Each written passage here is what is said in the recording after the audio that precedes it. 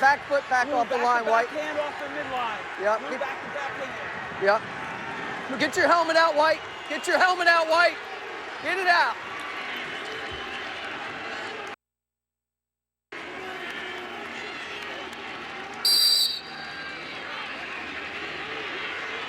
Stay off them. T.D. Erlin wins the opening face-off of this championship game. Erlin, a Tewaaraton Award finalist. That is the highest individual honor in college lacrosse. And the champs on the attack first, John Danigelis, the senior captain, the solo captain. Over to Matt Gaudette, the most outstanding player of the NCAA tournament a season ago. Now here comes Jack Tye, quarterfinal hero, whips it wide. In goal for Virginia, the sophomore Alex Rode. He played the best game of his career in the semis against Duke, 19 saves. A Yale offense that likes to strike early. Gaudette thought about it. Now Joey Sessa, the 5'5" senior, against Matt Jama. Over to the freshman, Matt Brandow. His shot saved. It will reset the shot clock. The big new rule this year was the advent of an 80-second shot clock. That starts on possession. To reset the shot clock, the ball has to hit the goal or the goalie or go in. Here comes Jackson Morrill. Behind the cage to Sessa. Great lateral quickness for 3 and blue. Has his man Jama hung up.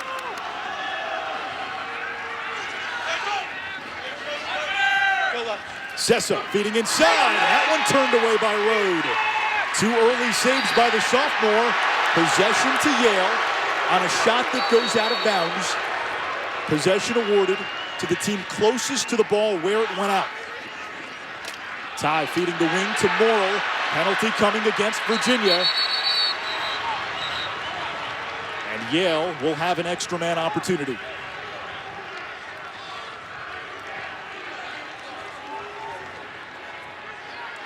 For a minute. Yep. Fouls on White. 1-1 White with the slash. 1 minute. 1-1 slash 1. There he is. Left side of your screen. High and vicious. Opportunity for Yale. Brendan Rudy, 46 in blue. A sniper from Saskatoon, Canada, on the left wing. He has 10 men up goals this year. 19 since the beginning of last year. Here is Lucas Kotler. Almost half of Kotler's points have come in the NCAA tournament.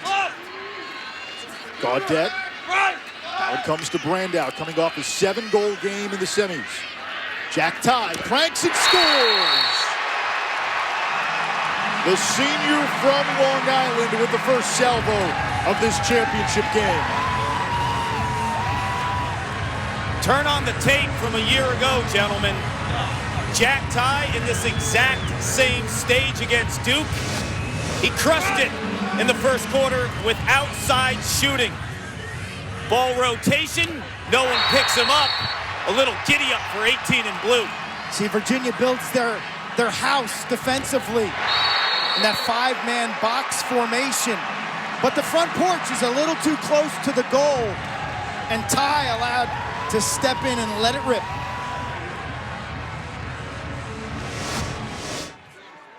Erlin and LaSala back to the face-off X. 2 minutes in, Virginia has yet to touch the ball. That's a communication issue from goalie to defenders. You're barking at them how far out you want them to cover a particular shooter. Erlin able to win the face-off again. Absorbs contact, gets it out to Brandow. Yale on that opening possession took 4 shots. It's a high-volume team. There's Brandow.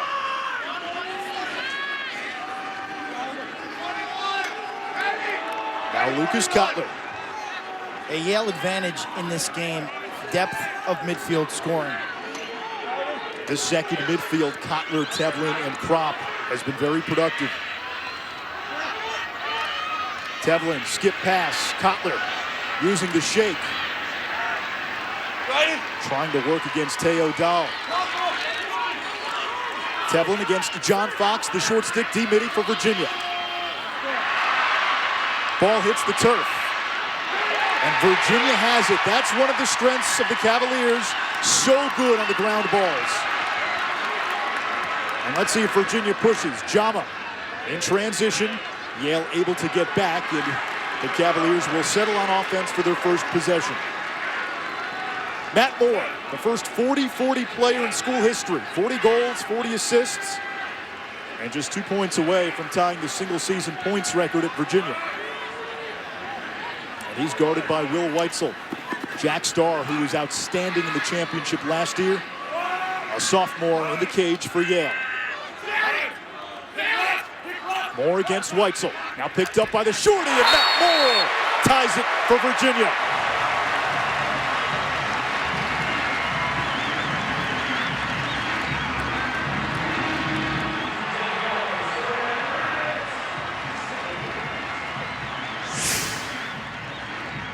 Matt Moore, high school soccer player, now has 85 points, one away from Doug Knight's single-season record.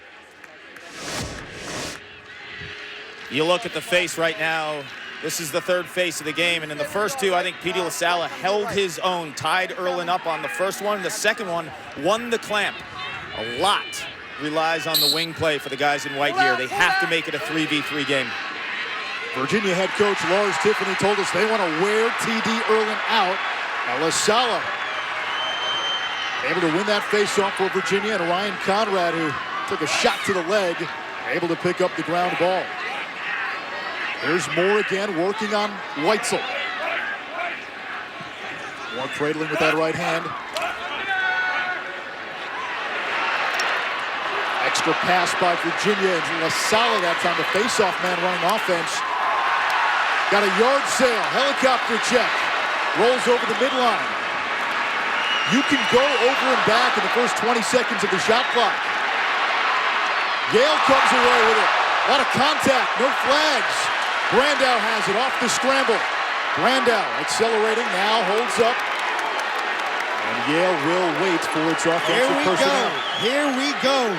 Feels like a heavyweight bout. Ty thought about it. Feeding the crease, saved by Rode, and a shot by Brandow. Into the air. To the cross of Jared Connors, who dumps it back to Rode. And Virginia will set up the clear. 20 seconds to get it across. They do easily. Corey Harris, only one career goal for him. Now it's Ian Laviano. He had the game winner in overtime in the semis. Also had the game tying goal at the end of regulation in that contest. You don't love this game, you are completely nuts.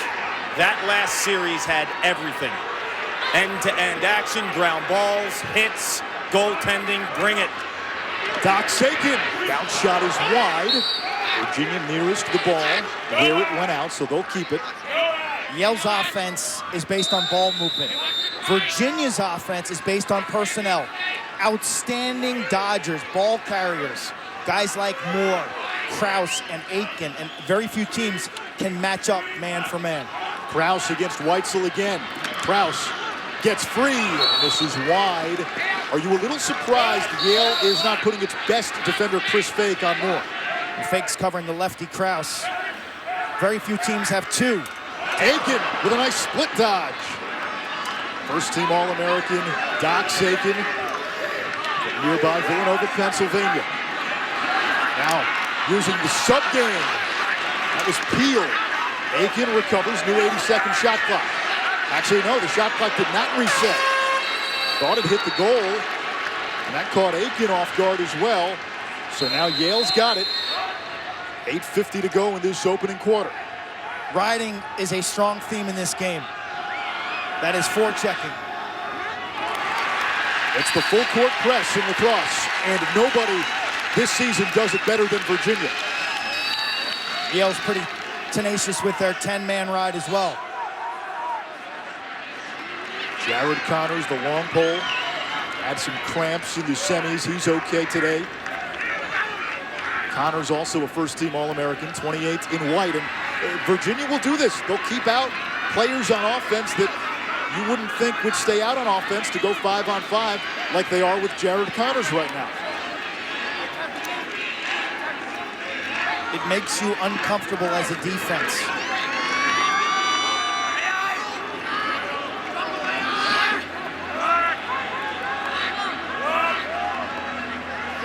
Mikey Herring now, he had 3 assists in the semis. He can play attack and midfield, works against the short stick Tevlin. Herring finds Matt Moore, and Virginia with a 2-1 lead. And Moore has now tied the single-season points record at Virginia. Philly's finest. Cavalier Nation loves it. This kid has been amazing in his sophomore campaign. Move over, Doug Knight, a Virginia legend. There's a new sheriff in town in terms of point production in the season. His name is Matt Moore. And he's got the Cavaliers up on the defending champs 2-1 in Philly.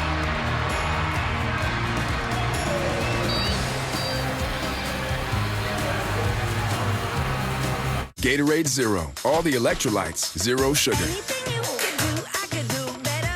I could do anything better than you. No, you can't. Yes, I can. No, you can't. Yes, I can. Get more out of Zero. Now available with protein.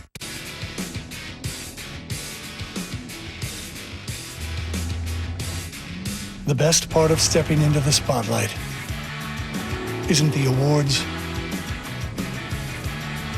or the acclaim. The best part of stepping into the spotlight is helping others step into theirs.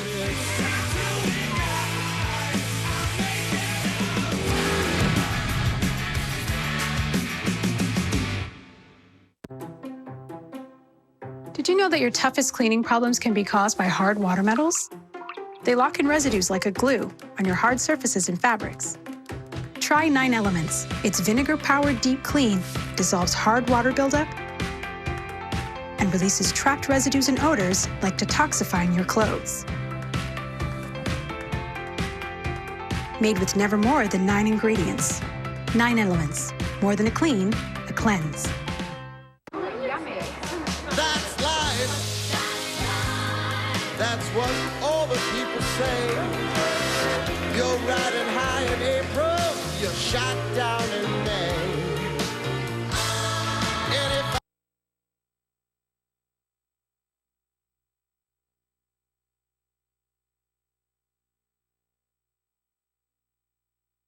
if and melted cheese now has a crunchy, toasty outside. Now that's what's poppin'. Order today at papajohns.com. Eli's the defending champions, looking for their 2nd title in program history. They won it last year. Virginia has won it 5 times, the last in 2011, and so far the face-off X has not been a lopsided advantage for Yale. Petey LaSala, the freshman Fogo, denied at the cage. And the ground ball picked up by Laviano, who dumps it back to Moore, who's got the first 2 tallies for UVA. Onish, Petey LaSala. You could call him a Fogo. He's not, man. We've seen him this season. He can shoot. He can defend. He is an absolute scrapper and a grinder of a midfielder. Great high school football player as well. This kid does not stop. Fogo, face off, get off.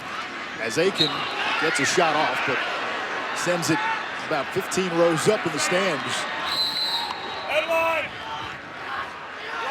Here comes Moore against Weitzel. Moore's been winning this matchup early. Moore, that time, the matchup won by Weitzel, a turnover. And Aiden Hines will push for Yale.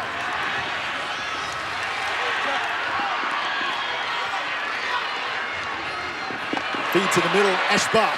It trickles to Jackson Morrill, who shoots off the mark. And Brandow has the backup.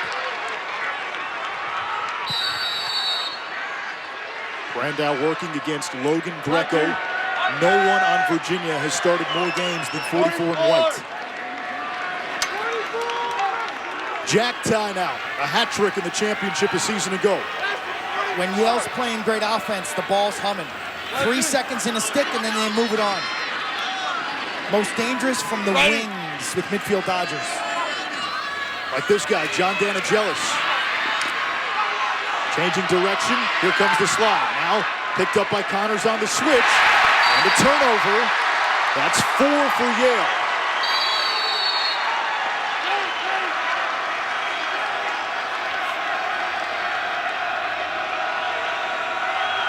Virginia has to get it across midfield before that shot clock hits 60. Yale's in a little bit of a ride. Virginia sees that every single day in practice. They do it themselves, the 10-man ride or the full court press. Ryan Conrad, the senior captain, a two-way midi most of his career, got hurt last year and missed most of the season. He is a human tempest. Now Ryan Lamb, down the alley, shoots wide. We were talking on the car ride in. This game sometimes decided by unsung heroes, guys who come off the grid, like a Jack Starr a season ago. Adam DeMillo from Maryland 2 years ago. Here comes Moore against Weitzel again. Over to Lamb. Now Michael Krause, who's been quiet so far. Good matchup. As the short stick matchup with the shot blocked, popped into the air. Jeff Connor, the freshman, picks it up. Holds on to it, shot clock at 10. Here's Lamb. He's got to go. 5 seconds. Lamb splitting the defense, runs into an ambush, and a shot clock violation on Virginia.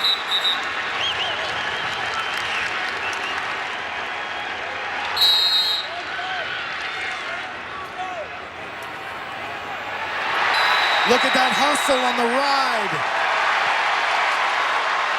They love to ride, these attackmen. They ride with their heart. Laviano and Krause. Pursuit, great angle play, and they force their second turnover on a clear. That is just 100% an effort play. They give up no real estate without a fight. You look at this team, it's part of their DNA. Most teams clear at a clip about 85%. Opponents against Virginia, 71%. It's everything in terms of playing attack for this team. If you can't ride, you're not getting on the field. And when you face a team that has a T.D. Erlin, those rides and those failed clears generate extra possessions. Jack Starr covers this one up. Now again, Yale will try to ride or avoid the ride, and Jack Okin able to do so, the freshman who drinks olive oil to keep his weight up. Here's Morrill now, he'll retreat. Gaudette.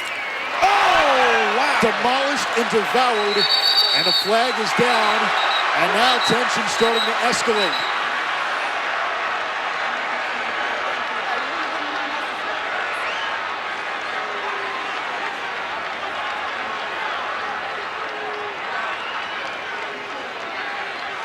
Nice job by the officials breaking that up.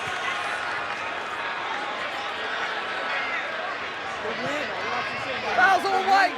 2-2 White on the push. 30 seconds. Matt Gaudette, the junior from Hamilton, Ontario. Terrific toe drag. And then he gets lit up from behind. Easy call. Toe drag. Boom. Conrad makes him pay. Quite honestly, not a bad penalty, because if Gaudette lets that shot go from 8 yards, it's going to be turn and rake. Yale's only goal of this game came on an extra man opportunity. It was Jack Ty, the EMO goal. He's got it now. Over to Brandow, and Morrill will orchestrate the offense from X. Ty up top. Plays it to the wing into Cotton. Watch out for 46. There he is, Rooney. Morrill probing. Ty. One more pass. Cotler with a bouncer that skips wide. 2 seconds left on the Yale extra man. Man down defense in a 5-man house formation. They share the crease. Back to even strength. Virginia's defense dramatically improved over the course of the season. It really is quite amazing the work they've done. A Virginia team that started 1-2, 15-1 since. Ty plays it to the middle, shoots high. Jack Ty had the game winner in overtime in Yale's quarterfinal win against Penn.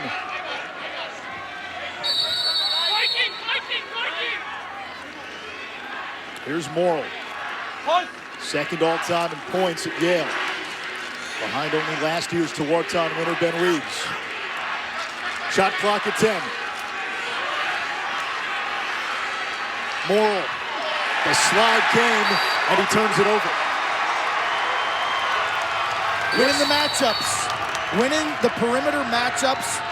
Yale's ball movement not as crisp as we've seen. 6 turnovers now for Yale. Spacing and coverage away from the ball carrier. 10-man ride by Yale. And Aiken got it across, had it knocked away, recovers. Aiken shaded by Robert Mooney.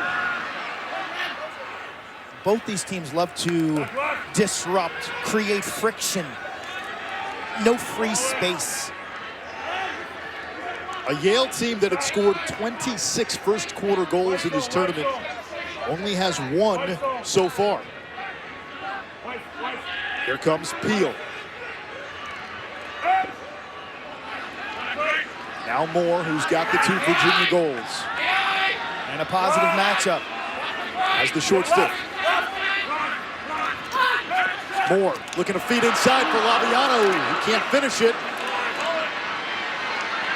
Knocked out of bounds by Virginia and Xander Dixon. And Yale has it with 1:04 to go in the quarter.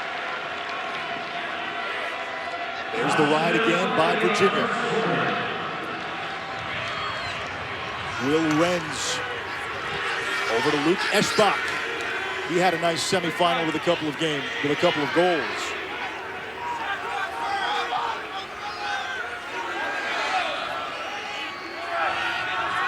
It's like Virginia's sitting in his own defense here.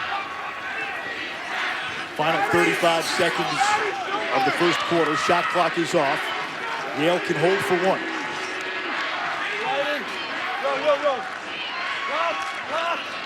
Right.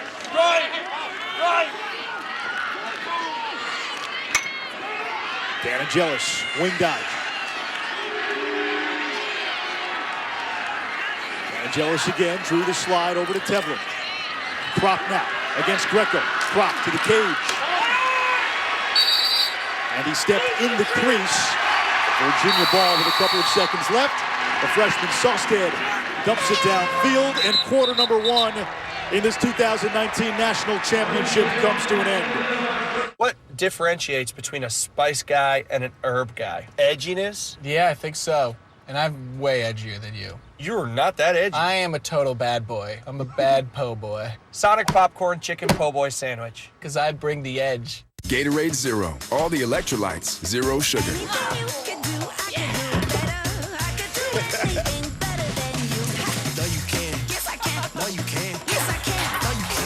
Get more out of Zero. Now available with protein. Welcome to Gut Check Time, where it doesn't matter if you've already done it or if you're just getting started. Because it's either get one step closer to trophy time or just time to go home. Only time will tell.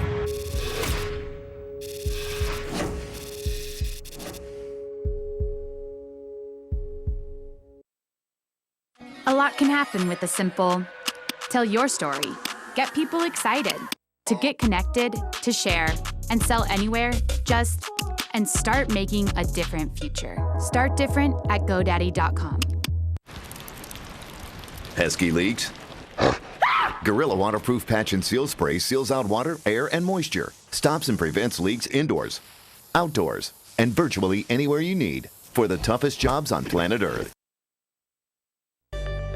Verizon Fios makes moving easy, no matter where you go. Whether you're looking for a little more space or maybe a lot more space. Make sure you bring the important stuff, like your current TV and internet plan. With flexible install times to fit your schedule and the Fios TV app to keep you watching while you move, you can feel right at home faster. Learn more at Verizon.com/movers or call 866-VZ-MOVES. Good to go, Hans. Okay, come on down, man. Justin Schwenk will take the second quarter faceoff for Virginia. Right helmet. T.D. Erlin still on there for Yale. We mentioned earlier, Erlin took 39 faceoffs on Saturday. He took 40 the week before in the quarters. And Virginia's won 3 of 5 at the X. I go back to what Andy Shea told us before the quarterfinal game against Penn. He said at times this year, Yale has relied too much on T.D. Erlin having to win 70-75%. He feels this team is good enough, even if T.D. Erlin goes 50% at the X. Don't use your face-off advantage as a crutch. Today it looks like they're going to have to win with even or subpar time of possession. The thing that stood out to me in that first quarter, the failed clears. Yeah. Giving Virginia second chance opportunities. Yale was just 4 for 7 clearing the ball. Shot is a little too high. Virginia's midfielders are getting to good spots, and Yale has not done a great job on the Moore matchup.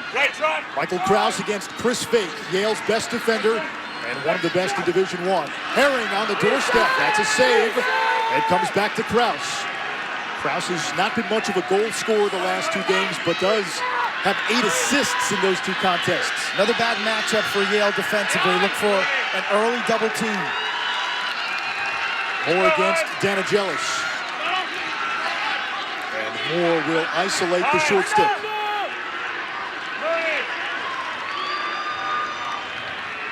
Stay right.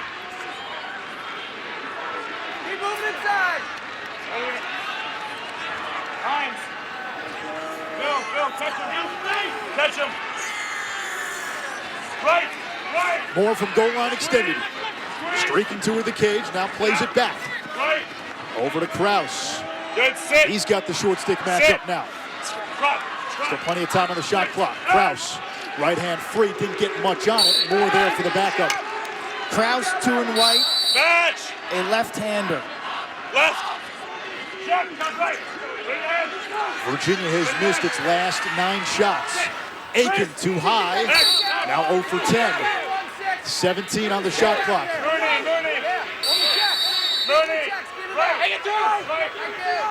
Moore, tornadoes against Weitzel. Swirls around. Shot clock at 5. Moore to Laviano, denied by the sophomore star. Should have gone behind the back there. He's losing his angle. He caught it, had the momentum.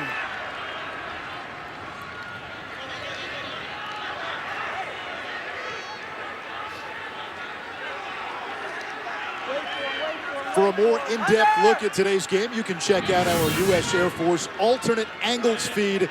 That's streaming live on ESPN3 and the ESPN app. We have goalie cam, sky cam, and every replay. Handsome Dan cam? Yeah, we need to show a little more Handsome Dan.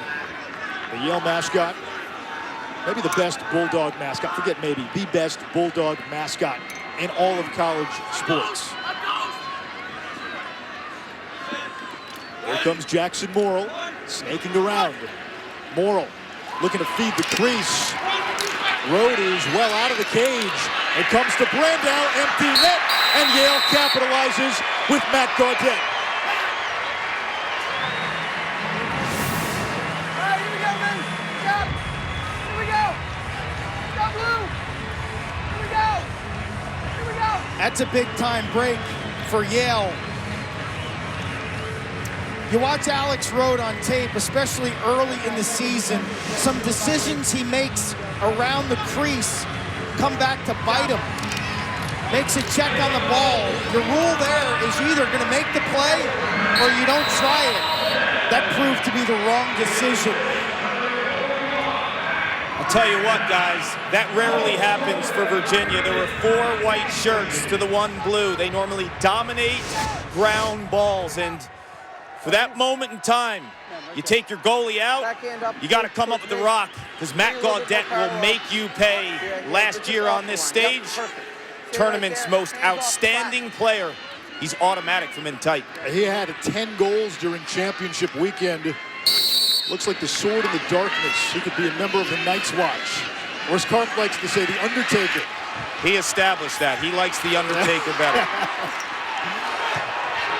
Virginia making Yale work on these faceoffs, and now Yale has to go to work on the clear. Beautiful. That's a textbook handle. Back into your defensive zone. Change fields using your goalie, using the entire width of the field. That is gorgeous. Faceoffs even at 3 apiece.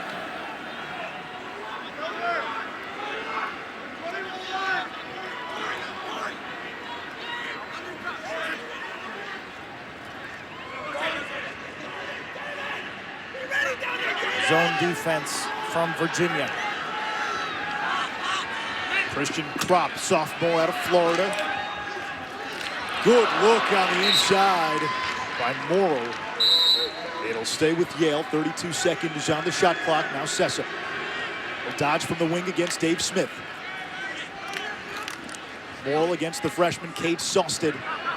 Sawstead from Highland Park, Texas. Shot clock at 15. Kotler shaded by Will Rock.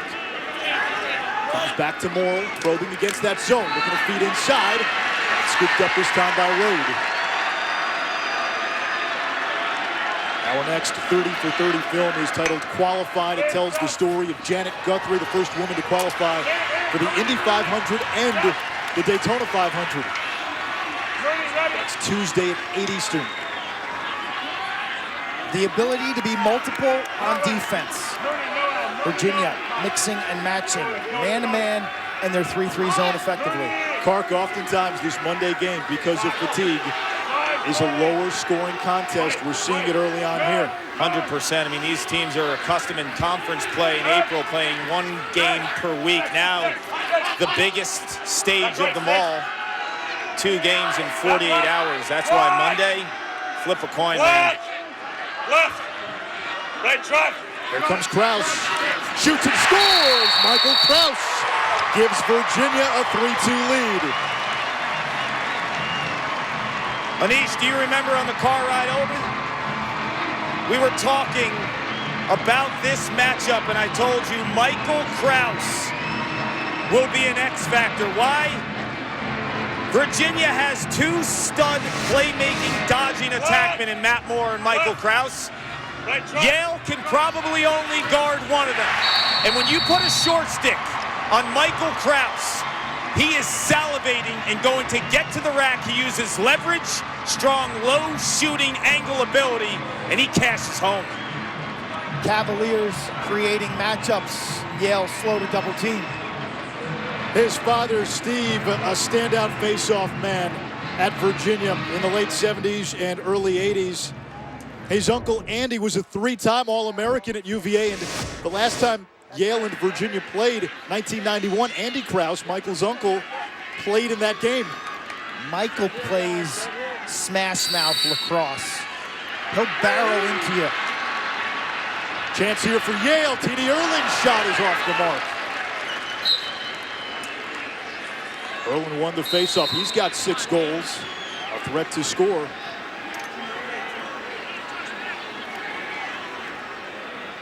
If you're a pole or a fogo for Yale, understand that Virginia defensively on fast breaks, they hold, which means they won't leave the point man, inviting that player to shoot. Jack Ty, right hand free, too high.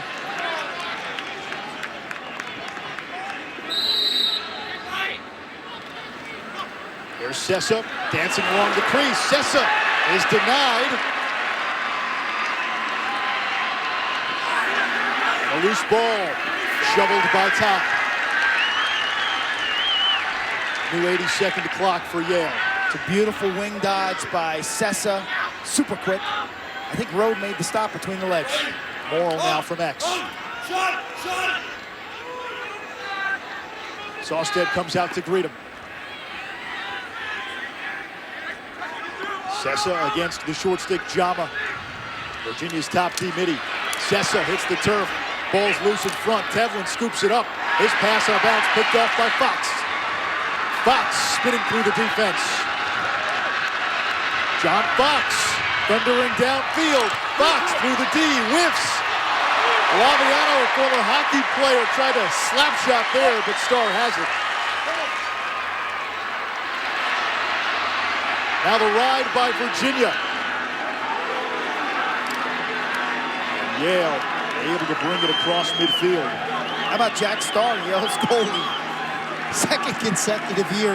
He's picking Memorial Day to play his best game of the season. A young man who wants to perhaps travel the Hollywood road. Working on a screenplay. Outstanding in the classroom. Andy Shea telling us a couple of weeks ago they're hoping playoff Jack resurfaces this year. So good in the championship last year. Shot fake and a save that time by Rode. Both goalies have played well early. 6 saves now for Rode after matching a career high with 19 in the semis. Alex Rode lost his job early in the season after a loss to High Point. In an overtime win against Syracuse, came off the bench. He's been the guy ever since, but for the last 7-8 games, he really had to earn his spot in practice every week. Krause with a back shot and a score. 2 for Krause, and Virginia has a 4-2 lead.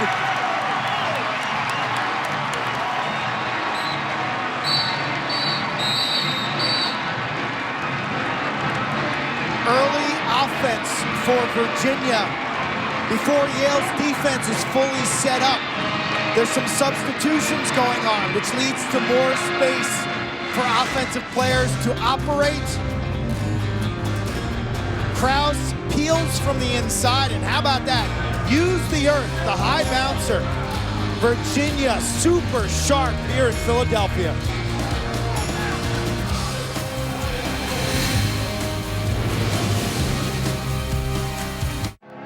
Question: what's the greatest thing to ever come out of Europe? Answer: the Euro. They've got Pukki away. He races into the penalty area. For 1 month this summer, everything else can wait.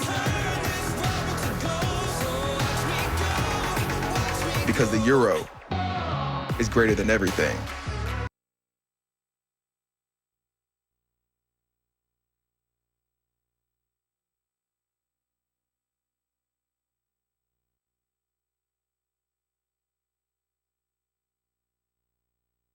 Only on the McDonald's $1, $2, $3 menu.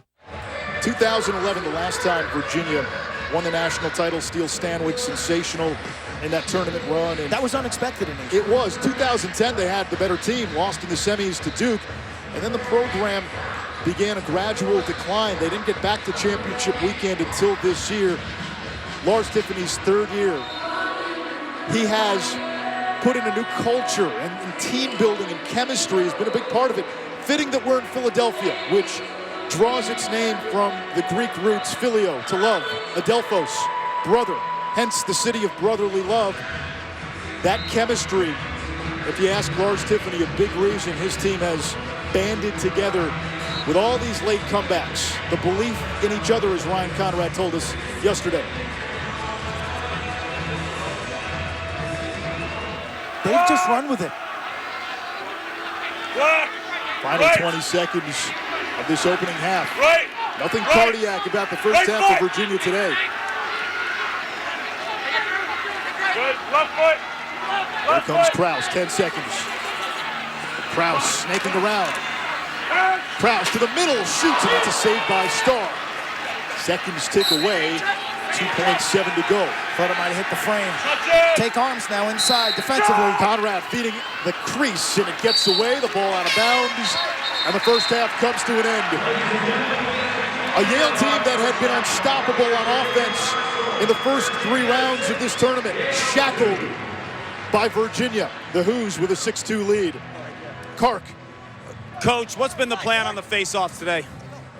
We're very fortunate to have 2 talented face-off men and Petey LaSalle and Justin Schwank.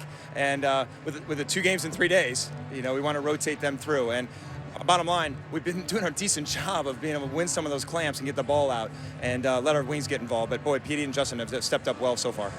Yale's offense could be scary at times. They average 15 goals per game. You've held them to 2 in this first half. How?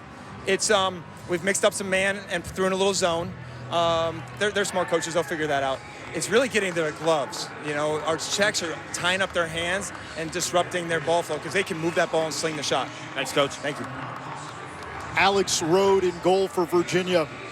An impenetrable fortress. He has saved 8 of 10 in this opening half. Yale, only 1 goal in the last 28 minutes. Do the champs in Handsome Dan have a second half rally? We're going to find out, but halftime's coming up after this break. That includes the top 10 plays of the season.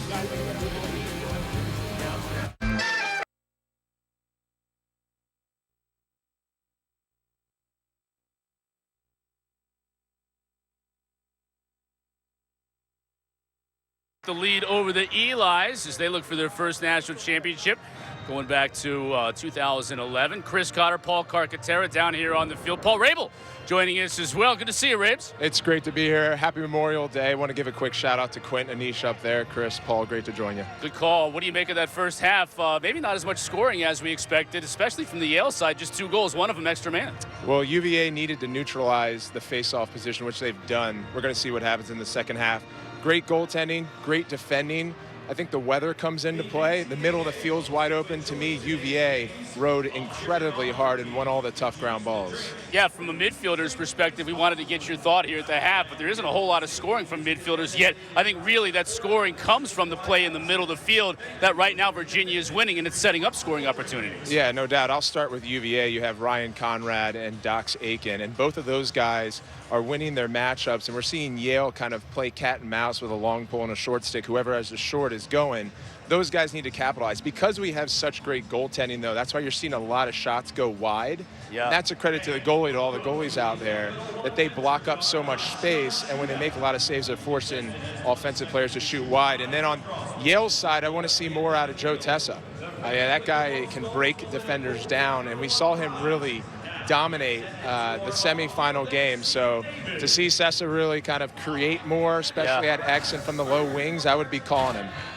Highlights for Yale when you talk about the goals. First off, for Yale, they got things going with Ty, as we would expect. He got the game winner in the quarters. This guy's been stepping up at championship weekend. He's got a hammer of a shot, shoots about 100 miles an hour. But Virginia's not going to go away in this game. Matt Moore's been incredible in his sophomore campaign, over 40 goals, 40 assists. He can do everything. And Dox Aiken, from a brute force standpoint, can get to the middle of the field. He's going to show you that he's Superman and make those types of plays. I'm so impressed with Virginia's mentality and their hustle. I mean, they are dominating the middle of the field. You can tell this team wants it. Yeah, last time we saw weather like this, for me at least, I was playing in 2007, and we were sucking wind at halftime. So I'm really anxious to see if that energy level can stay up. You know, that last time out, I was in Yale's huddle. Coach Shea was really giving it to his team. Like, hey, guys, you guys got to step up from the mentality, from the being more fired up to play here. They normally own the physical matchup. Today, they are not. When they're under that number, that impacts them, and with great goaltending that UVA's getting, that gives your confidence to the defense, where they're winning the one-on-one matchups and less likely to slide, which Yale wins off of slides. And Rode with 9 saves, an impressive first-half performance from him. Paul, while we've got you here, I do want to ask you about the state of the game, particularly professional lacrosse. What is it about professional lacrosse where it's been seen kind of stagnant growth here over the last couple of decades, but what makes you so bullish about it right now that we can really see an uptick? Yeah, well, I'll first give a shout-out to this game. We have great attendance today. The game's being covered at the highest level, and we've seen youth participation growth, both men's and women's, high school, college, and then most recently the IOC, which is the Olympic governing body, giving provisional recognition to the sport. So when you look at the NFL, the NBA, UFC most recently, these are pro bodies that commercially adapt and create viability around the game. And that's what we're doing with the PLL, is taking the best players that we have on a weekend like this and giving them a life after lacrosse. That trickle-down effect will be huge. So I look forward to having the conversation with you guys next year. We look forward to having it too and having you back. This is a great crowd here today, and it's been a great tournament for those watching in attendance and on ESPN as well. When we come back, Paul's going to stick with us. We're going to give you the top 10 plays of the year. Don't go anywhere. Halftime here at the National Championship game.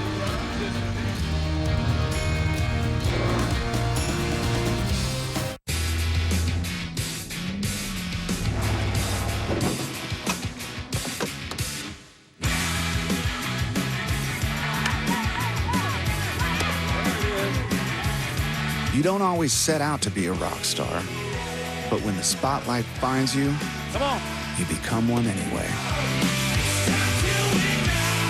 During the Ram Memorial Day sales event, get $4,550 in total values on the 2021 Ram 1500. Gatorade Zero. All the electrolytes, zero sugar.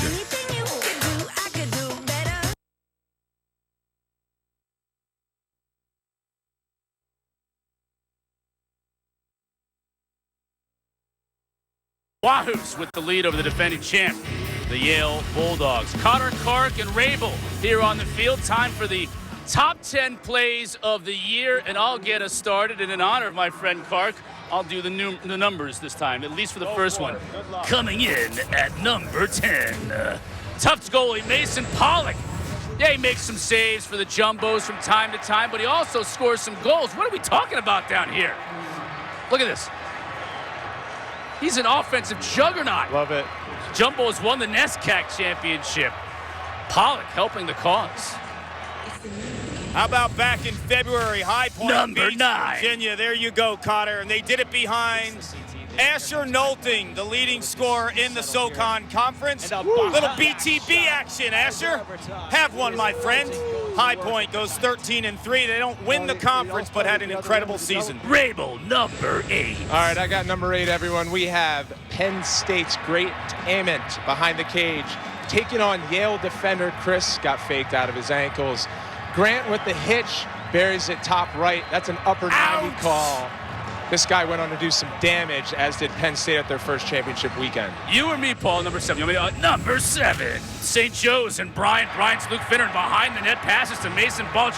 But St. Joe's goalie Mike Adler is going to be there robbing him. Mike Adler's older brother. Max works with us at ESPN. He's a Fogo for the Denver Outlaws, giving the Adlers a shout. Number 6. Number 6. There you go, Cotter. Emily Harris-Jock for the Cuse. She couldn't score regularly, but why not do a little hockey shot action? Boston College wins that game. Cuse has a great season. Lost in the quarterfinals to Northwestern, but Emily made it rain that day at Chestnut Hill. Paul Rabel, let's head down to ACC country for number 5. He's out on the field today. We have Virginia's Matt Moore dodging and an incredibly athletic alley-oop pass to Giannis Herring for the finish. An acrobatic goal. We don't just see that in the NBA, we see it here in college lacrosse. Virginia competing for a national championship right now. Yes, you're the man who put this list together. What's coming up next? All right, we got Stanley Gilbertson of Hobart. NEC action up in upstate. Right to Brian Hancock. Over the shoulder, no look. Hobart, my statesman. They were good at the NEC this year, they didn't win the title. There you go, Yaz. Yeah, Yaz. Number 3. Number 3, we have Loyola's Kevin Lindley. Looks like he has a shot, but Towson's Tyler Canto says, not today. Towson loses in OT to Maryland. Save of the year, I think, right First there. round. Number 2. Pat Spencer. You ever hear of this guy? All-time assist leader in Division I history, but he was flying through the air in March against Rutgers. Air Spencer. And Paul, number 1. Well, surprise, surprise, it's Pat Spencer again. I mentioned March, well, do something in May, young man. Goes against Nick Mellon. A little BTB action, no angle, no problem. Take a bow, Pat Spencer. The dexterity. Paul Rabel, thanks for joining us, man. Best of luck this summer with the PLL. We'll all be watching. Thank you, guys. Really excited to watch the second half. Great leadership. 6-2, Virginia on top. Handsome Dan and all coming back. Celebrate Dad all month with big savings at Napa. Get Napa full synthetic motor oil and a platinum filter for $26.48. Or get a 100-piece Evercraft screwdriver set for just $19.99. When it comes to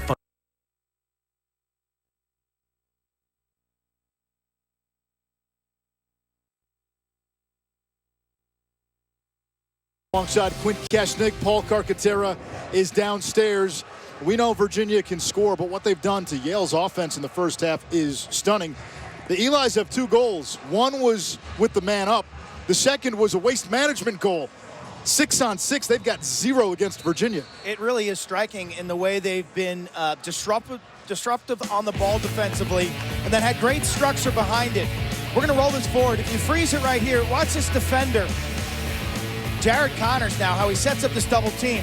As soon as the ball carrier rolls back, you roll it forward. Watch this pinch double. And Yale's without space, and the ball gets stuck in sticks and forces the turnover. They've also done a good job of swarming ball carriers. Freeze it right here. Now this is opportunity for Yale because you've got 3 Virginia defenders on 1 ball carrier. But off ball, you see a nice packed in triangle formation in front of the net, and that ball again goes out of bounds. This is the best I've seen Virginia play man-to-man defense. They've mixed in some zone, and Yale just looks not like themselves on O. 2 goals in the first half, a season low for Yale. A team that came into this game averaging almost 20 goals per game in this NCAA tournament.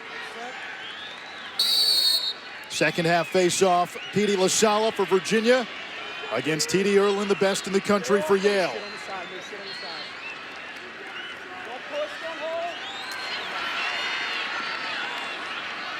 Erlin wins the first face-off of the second half, and that's the reason you don't count out Yale down 4.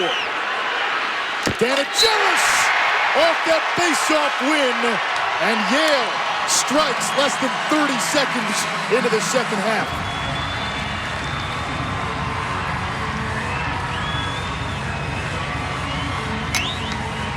It's about as good as it gets if you're a Yale fan. Face-off scrap. TD carries in and sees the trailer. It's a 5-on-4 delayed fast break. Danigelis with the high heat. It's a big senior from Long Island.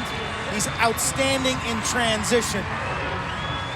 Lone captain for Yale, Danigelis. But TD with the dish. We saw it Saturday. He made a beautiful pass late in that game against Penn State to create a Yale goal. And this time, back at the X. Can Yale get the momentum and make it take it? Get the hands off the clock. A former high school quarterback, a 2-way midfielder. He had a hat trick in the quarters. Face-off violation on Virginia. Erlin assisted on that last goal. 6-on-6. Yale does not have a goal today. Jackson Morrill against the freshman Cade Sawstead, who's done a terrific job on Yale's second all-time leading scorer.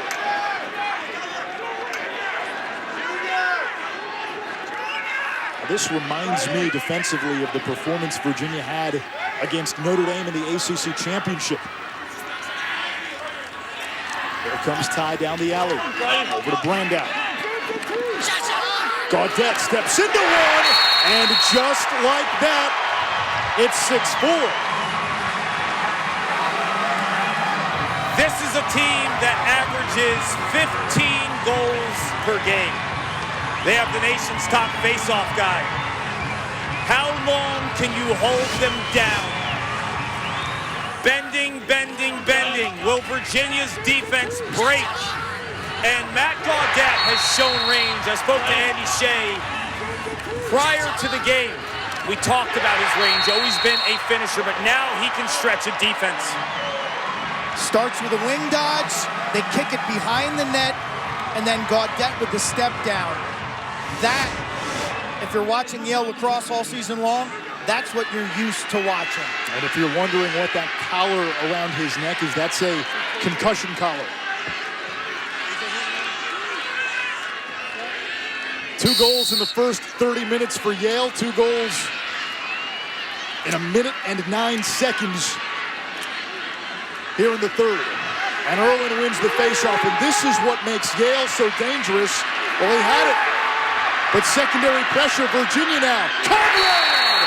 Sudden change for UVA. I was just about to say, Yale playing make it, take it. The importance of ground balls. The wingers scrap. 22 and White, the best in the game. He causes the turnover, the scoop, the sprint, the celebrate. All his skills on display. And look who's at the faceoff X for Yale right now. It's the freshman Joe Newman. A little change-up now for the Elis.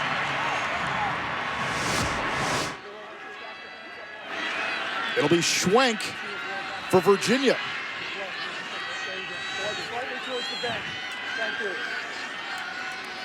Maybe giving LaSala and Erlin a blow.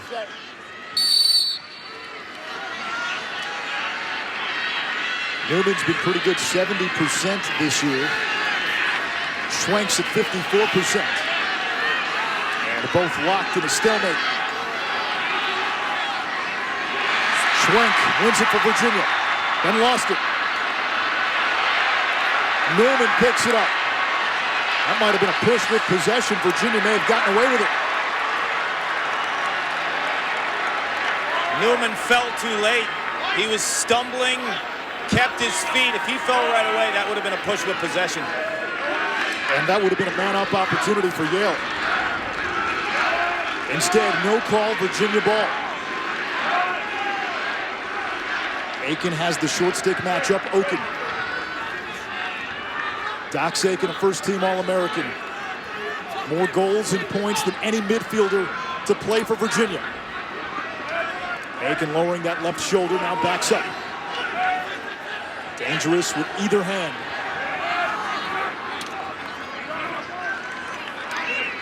Ryan Conrad now a dozen goals in this tournament.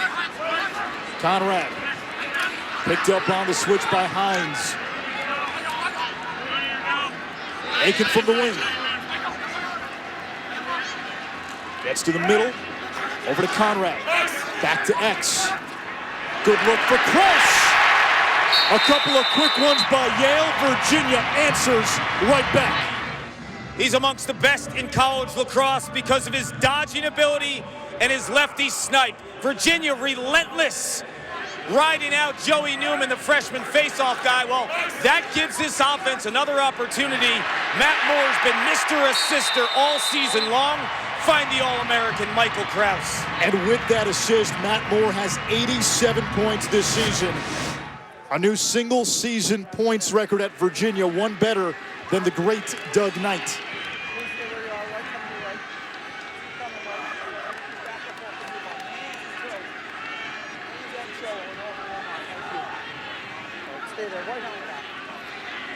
Erlin and LaSala back at the X. Pull out, don't hit him on the ground. Stay off. The intensity meter has picked up in this championship game early in the third. And Yale able to salvage this possession despite the errant pass. Or bothered by Connor is able to run away. Morrill coming around the bend.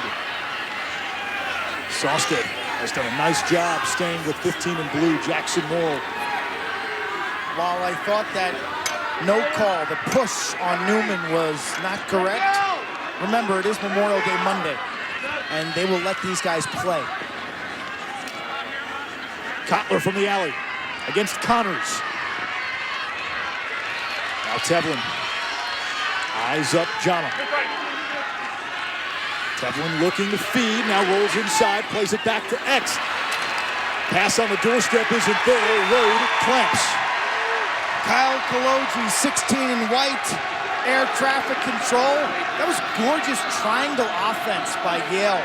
But Kaloji, the walk-on, who had it not been for Lars Tiffany, would have ended up playing lacrosse at Cal. Coach Tiffany gave him a 3-day walk-on tryout. Yeah, they weren't sure what they had, and he's turned into a starter from day one as a freshman. They love his lacrosse IQ.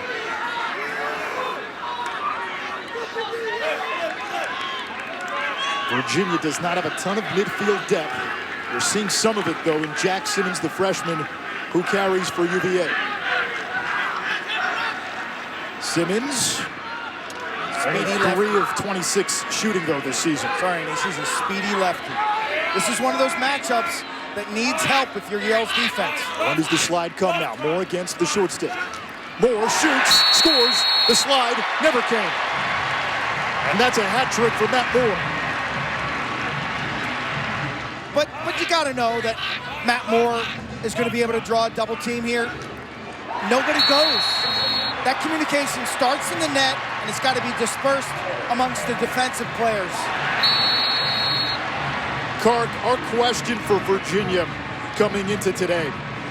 They are so reliant on their big five for scoring. Moore, Kraus, Aiken, Laviano, Conrad. We wondered, could they get secondary scoring? They have not needed it. Their big five has 8 of the 9 goals. I was just going to say, like, who wouldn't take that 5, right? You talk to any coach in the country, they'll take those big 5, but I'll tell you what, it's the plays in the middle of the field and guys like Petey LaSala who are offsetting that. LaSala, his second! Yale had a couple of quick strikes to get it to 6-4, and a 4-0 Virginia blitz has followed. This kid's amazing. Ice in his veins, down the heart of the defense. Count it, Petey. Strong two-handed cradle. He does a great job of looking off the point man. Just, gives him a hint. I may throw it to my left. He doesn't. And then releases it before getting destroyed. 4 goals in 3:39. And now Schwenk comes out for the face-off for Virginia against Erlin. Yale's won 11 of 16, but 2 face-off wins have led directly to Virginia goals. Pull out. And this is what Schwenk is in here to do, just tie up and wear out TD Erlin. Let's go, both of you. It becomes a scrum. And Eschbach emerges for Yale against this Valkyrian ride of Virginia. And now a flag coming, so Yale will go man up. Eschbach looking to feed to Gaudet. And now the penalty.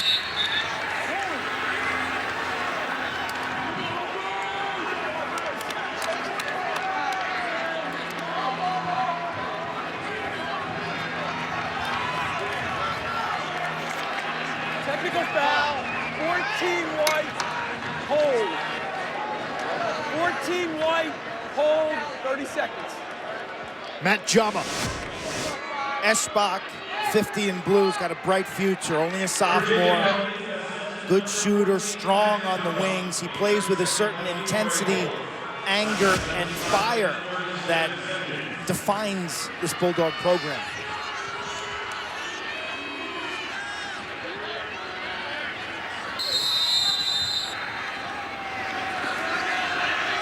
Yale 1 for 2 with the extra man today. Good look coming here, and that one wide. Off the cross of Kotler. Brandow digs it out. 19 seconds on the man up.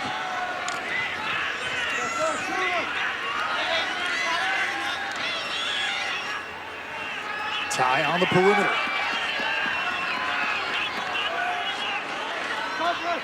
Comes back to Ty.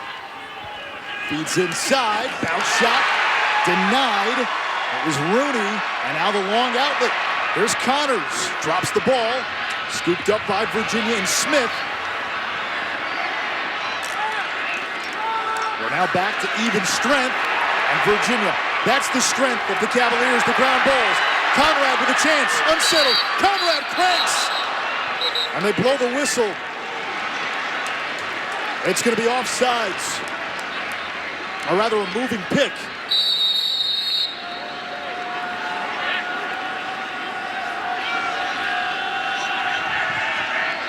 Yale able to clear. Pass to Sessa, comes to Gaudet instead. Gaudet, check from behind. Pops to Morrill. One more, that shot blocked. Virginia's sticks are everywhere. Active defense. Morrill to Gaudette. He's got two. Gaudette tumbling inside, hits the deck. No flag. And Rode covers it up. This defense moving their feet, sticks up in the passing lanes. They've accelerated Yale's timing, so to speak, and it's made the Bulldogs uncomfortable. All the close wins have bred confidence for this Cavalier team. 15-1 after starting the season 1-2. Their basketball brethren celebrated a national title in April with a dramatic run through the tournament. Men's lacrosse looking to do the same, but they have sucked the drama out of this game. A 6-goal lead on the defending champions. They've been in control throughout. Peel bounces one over the cage. Starr out of the cage. That is a shot. And more closest to it, so Virginia ball. Man down, it is Jack Peel, the sophomore walk-on. And he will be helped off the field.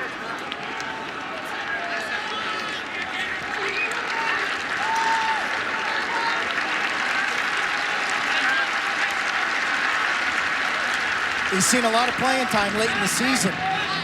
Coach Tiffany and staff, they break it down every single week, and they look at the analytics at practice, and the depth chart is not set, Anish. Nothing is gifted at Virginia anymore, and Peel has used that to his advantage to gain playing time. 20 seconds on the shot clock. Aiken on the invert. Picked up by Weitzel. Big little pick there with Moore. Aiken keeps it. Aiken rolling inside, missing the net. Moore scoops it up, 5 to shoot. Moore against Tevlin. Moore shoots and scores with 2 on the shot clock. 4 goals for Matt Moore, and Virginia's lead balloons to 7.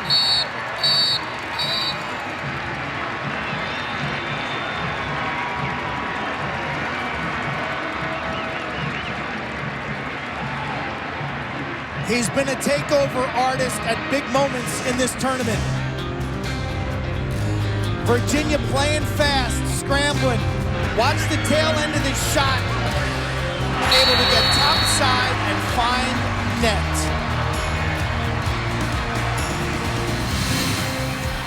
JC tried gain flings for the first time the other day. The scent made quite an impression. And I swear by the moon.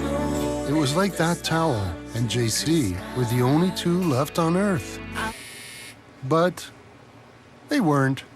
You can always spot a first-timer.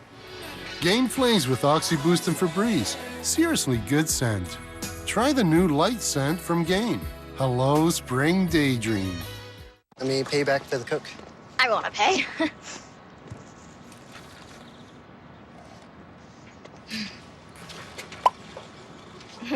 $1 any size soft drinks are always $1. Only on the McDonald's $1, $2, $3 menu. Some of us were born for this. To protect people. To help them save. With a home and auto bundle from Progressive. I was born for this. And now, it's prime time. Cut. Jamie, what are you doing? You're not even in this one. I thought it was Thursday. Sorry. It is. No, I thought it was last Thursday. And your drink? I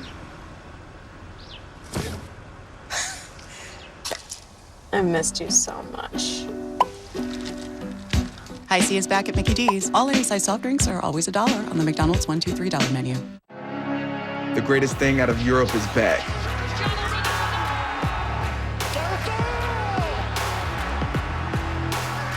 This summer, we'll see why the Euro is greater than everything.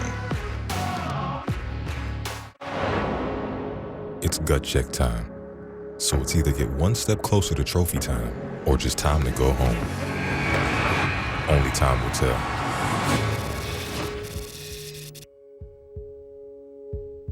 I'm a boss, I'm a brat, how the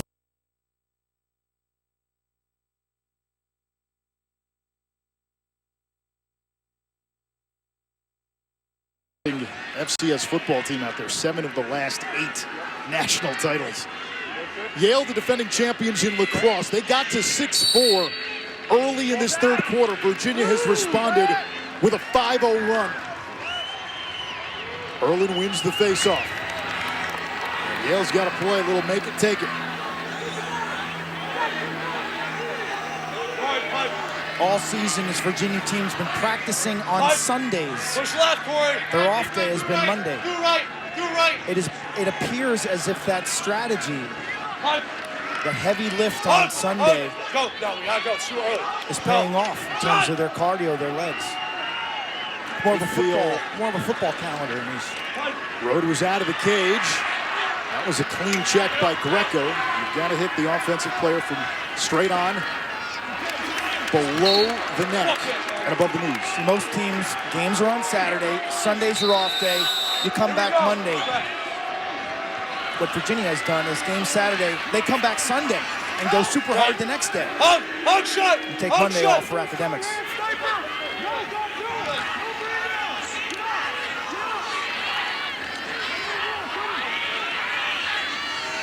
Yale has not had much success in the 6-on-6. Angelis against Harris. Angelis has a stick checked away. And you cannot play without a stick. That's a procedure call. So Virginia ball, 14 turnovers for Yale. You're a young midfield defender. Mark that one. Well-timed double team. Ian Laviano, the hero of the semifinal win against Duke. He scored the game-tying and game-winning goals. Left side of your screen, when you see the number or the name on the back of a jersey, you see Sawstead stalking, waiting for the turn, waiting for the opportunity. Ambush. Mikey Herring. He'll morph between midfield and attack. Had 3 assists in the semis over to Krause. Again, a trick for Krause, and he's got the short stick matchup. Their pick and roll game behind the nets created all sorts of advantageous matchups. Is the formula for the comeback against Duke. There's Moore. Can't handle the pass clean. Shot clock at 12. Conrad up top. Hines to meet him. Conrad will run right by him. Looking to feed. It's knocked away, and now a transition opportunity for Yale. Fake. Stick check from behind. No flag. Loose ball. Wow. Andy Shea's not going to like that. And Virginia gets it back. Wow. Was that a legal trail check? Virginia keeps it. They still have 10 seconds to get it over. They do. There comes Dave Smith. Wow is right, but credit Ian Laviano for the hustle. And when you talk to Lars Tiffany, the first thing he tells you about Ian Laviano is not that he leads the team in goals or how he's in the right spot at the right time in the settled offense. It's his ability to be relentless on the ride and never give up and sell out in moments like that. Right now, the kid is toast. He's at the crease, stick above his head, huffing and puffing, but that possession was huge.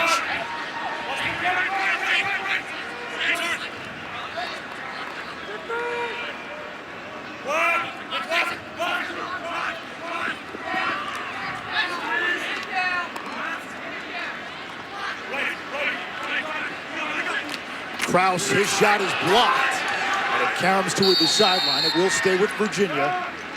Again, closest to the ball, where it goes out of bounds, awarded possession. 15 on the shot clock and a whistle.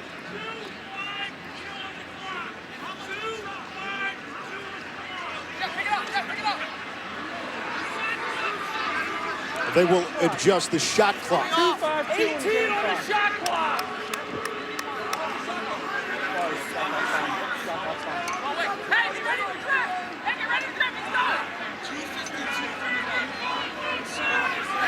For championship weekend, you can use video replay to adjust the clock. We have Don Zimmerman, our rules expert, with us in the booth. This is one of these situations where the officials can use replay. Right, the officials want to get it right. You can use replay for 4 instances. One is to readjust that game clock and the shot clock. They're going to readjust both. Good job by the officials. 2:52 on the game clock, 18 on the shot clock. Jeff Connor. His shot is saved by Starr. That resets the shot clock, but Yale has it. Now the ride again by Virginia. Yale able to clear. Oken. Jackson Morrill. He's been quiet today. Yale's leading scorer. Now Brandow. Having the best freshman season by any offensive player in school history.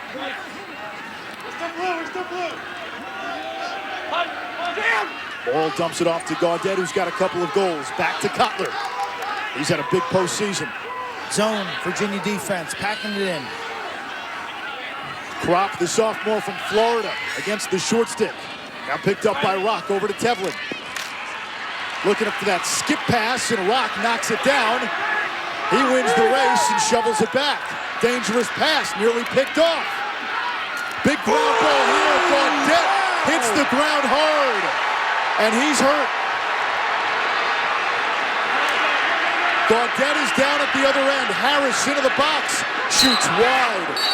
And Matt Gaudet, we told you he wears that concussion collar, is shaken up and still down on the far end of the field, and now finally able to get up.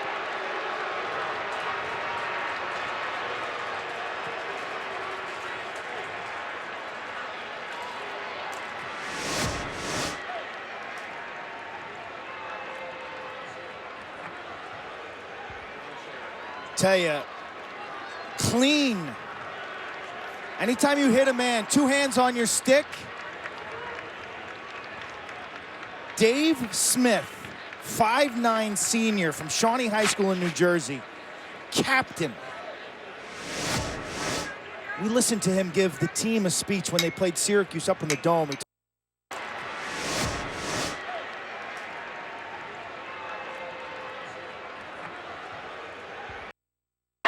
Gaudet is down at the other end. Harris into the box, shoots wide.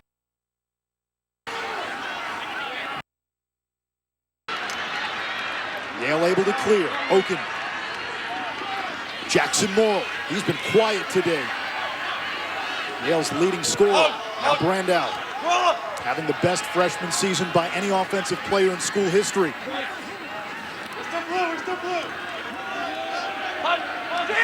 Morrill dumps it off to Gaudet, who's got a couple of goals. Back to Cutler. He's had a big postseason. Zone, Virginia defense, packing it in. Kropp, the sophomore from Florida, against the short stick. Now picked up by Rock, over to Tevlin. Looking up for that skip pass, and Rock knocks it down. He wins the race and shovels it back. Dangerous pass, nearly picked off. Big ground ball here. Gaudet hits the ground hard, and he's hurt. Gaudet is down at the other end. Harris into the box, shoots wide. And Matt Gaudet, we told you he wears that concussion collar, is shaken up and still down on the far end of the field, and now finally able to get up.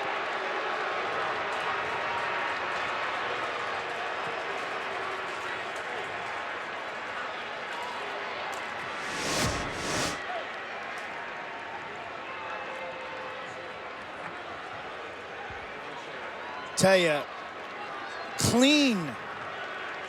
Anytime you hit a man, 2 hands on your stick. Dave Smith, 5'9" senior from Shawnee High School in New Jersey, captain.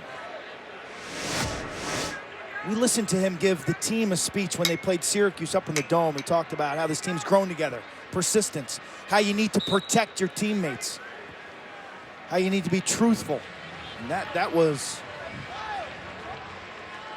Let's bring Coach Zim back in here. Explain why there was no penalty there, Coach. Well, it was a clean hit, number one. And number two, a lot of people may say, well, you got to stop the game.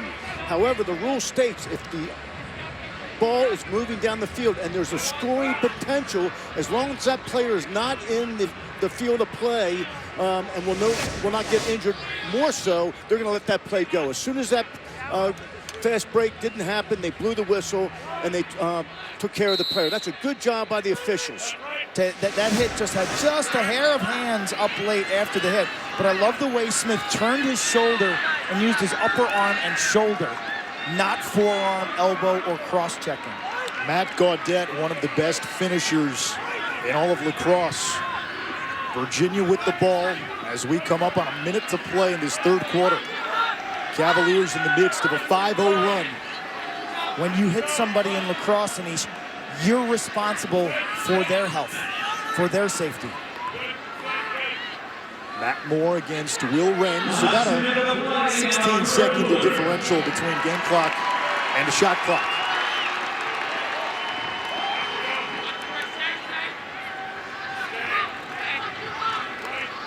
Moore, 4 goals and an assist today. Last year's ACC Freshman of the Year. He played midfielder a season ago. An attackman this year. Moore spins from goal line extended, fakes the pass, stops on a dime, restarts, shoots, and a save by Starr. 30 seconds to go in the quarter. Virginia again, the attackmen love to ride. Laviano, Kraus, Moore. There's Laviano, who knocks it loose. Eschbach hustles to get it over midfield. 10 seconds to go in the quarter. Eschbach over to Rooney. No Gaudette out there for Yale. Brandow inside roll. Brandow shoots and scores at the horn. Hey, how you doing, baby? You look mighty fine. I figured I might come your way and roll up on you with that golden ticket. Smell irresistible. The new Axe Effect. Ooh, look at all that Parmesan cheese on that papadilla. Our freshly folded flatbread filled with juicy meats and melted cheese now has a crunchy, toasty outside. Now that's what's poppin'. Order today at papajohns.com. I know I got some lightning currents running through me. This is the party that every player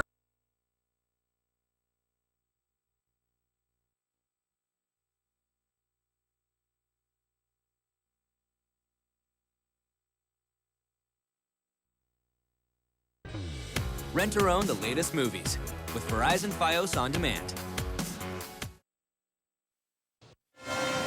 11-5 at the start of the fourth quarter. Yale 15 minutes, or I should say Virginia 15 minutes away from winning their first national championship in 8 years. Chris Cotter and Paul Carcaterra down here on the field. Carc, I feel like Nigel Tufnell from Spinal Tap. These amps go up to 11 as far as the intensity goes. We got 15 minutes. What's Virginia doing so well here? What do they need to keep doing? Dominating the middle of the field. They've been relentless on every single ground ball. The hits, the pressure on the ride. They are playing with their hair on fire. So impressed with the guys in white. Their ability to track down Yale in the clear and the hitting too. Such a physical game. Every loose ball, you will see a swarm of white shirts just dogging the Yale offense in the 6-on-6 sets, timing the slides and laying the boom. Anish Shroff, Quint Kesnick, Paul Carcaterra downstairs with Chris Cotter. Fourth quarter of this championship game underway. Yale scored at the buzzer at the end of the third. Matt Brandow to make it 11-5. And Eli's team that had averaged almost 20 goals per game in this tournament has been held in check. T.D. Erlin, though, gives them a chance. He wins the faceoff. Erlin cranks, shoots, saved by Rode. What we've seen today, Quint, we rarely see when teams play Yale. Virginia's been the bully. This type of battle right here. Guess who? Clark, how many times have we seen a team be more physical than Yale in a head-to-head matchup? Honestly, in the last couple of years, I don't recall. And even in some of these contests where they've lost, in the Penn games, it was just an ultimate slugfest, stalemate type matchup. But today, it's been Virginia. They are all over Yale. Look at the shirts. More evidence. Brandow devoured. It's going to be a loose ball push. Yale will get it with a new 80-second shot clock. Jackson Morrill, second all-time in points at Yale. a descendant of 3 Lacrosse Hall of Famers, without a point in this game. Virginia's won the point of attack.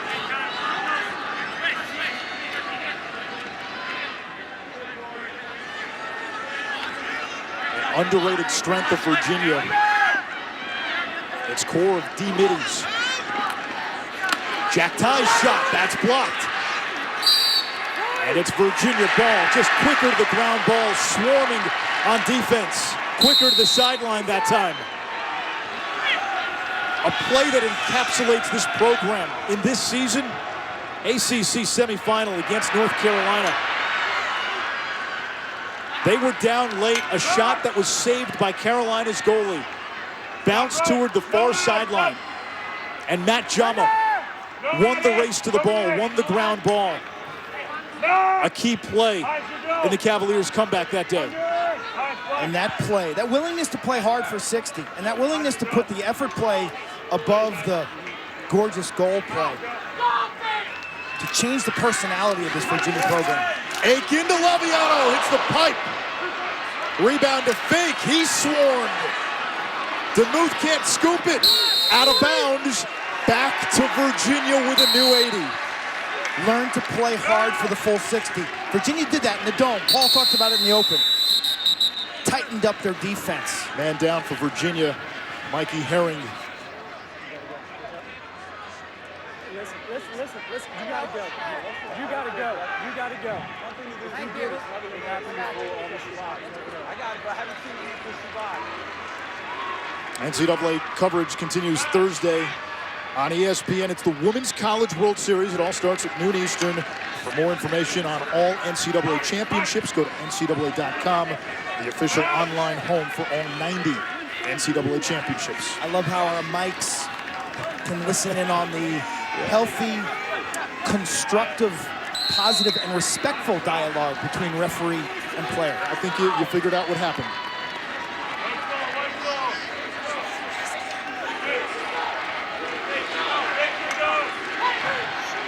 Aiken against Tevlin, who's played a lot of defense today. Aiken shoots and scores!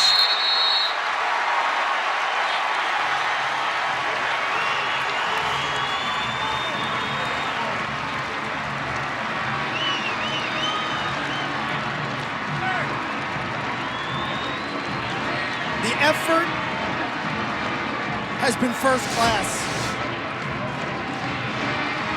You dive to earn possession. You're working hard, not dismayed to ring the iron. And then you give the ball to your star, Dox Aiken. And Yale once again mismanages a complete mismatch. I mean, how many times are Virginia, big, fast, strong, talented name Dodgers, gonna score unassisted goals? A lot. And when you have Dox Aiken, who's been amazing for his entire career, stepping on this stage for the first time. You look at that Lacrosse family. Both parents, cousins, mom and dad, very instrumental in terms of the culture of this Virginia program, bringing everyone together. Had huge parties in Philadelphia over the weekend for the parents and the families of the Cavaliers. But from a physical standpoint, this guy can shoot with tons of pressure on him. You can pound his bottom hand. He's still gonna let it rip. Danigelis down the alley. Shot and score! Brandow, the lightning quick release. It's 12-6, and remember, this is a Yale team that can score in a flurry. We saw it in the first quarter against Penn State. They can, but how much gas do they have left in the tank? Saturday, T.D. Erlin was make it, take it in the first quarter. He'll be tested from a stamina standpoint. If the offense gets their opportunities, you know Matt Brandow can make it count. 7 goals against Penn State in the semis. He is always in the right spot at the right time. This guy does it all in attack. And he had 4 of those 7 in the fourth quarter. Penn State had closed to 16-13. Brandow went assist, goal, goal, goal to essentially put that game away. Yale has won 15 of 20 faceoffs, but Karkit feels like those numbers don't tell the whole story. They don't, and a lot of the wins for Yale statistically were in their favor, but Petey LaSala won at least 3 to 4 clamps that the possession went to Yale, tired TD out, made him stand at the X a little bit longer, and that's going to show its course in this fourth quarter with the gas of TD. Yeah, 2 of those face-off wins for LaSala turned into goals. Here comes Sessa. Nice move on Smith. Back to Ty, saved by Rhodes. Smith ducks under the Yale player. Dave Smith, the senior captain, he's seen it all at Virginia. An 18-game ACC losing streak that only ended a season ago. Smith's a juice guy on the sideline, beloved by his teammates. Coach Lars Tiffany has found a role for, he's quite a grinder. As I said earlier, we listened to his senior speech, the last word after practice on a Friday. Talked about sacrifice, effort, how much he'll miss going to practice. A Virginia team that's been checking off boxes since really late last year and trying to get this program back. For a long time, Virginia was the mainstay at championship weekend.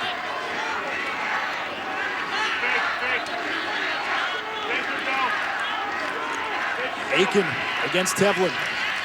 He's played most of the game for Virginia.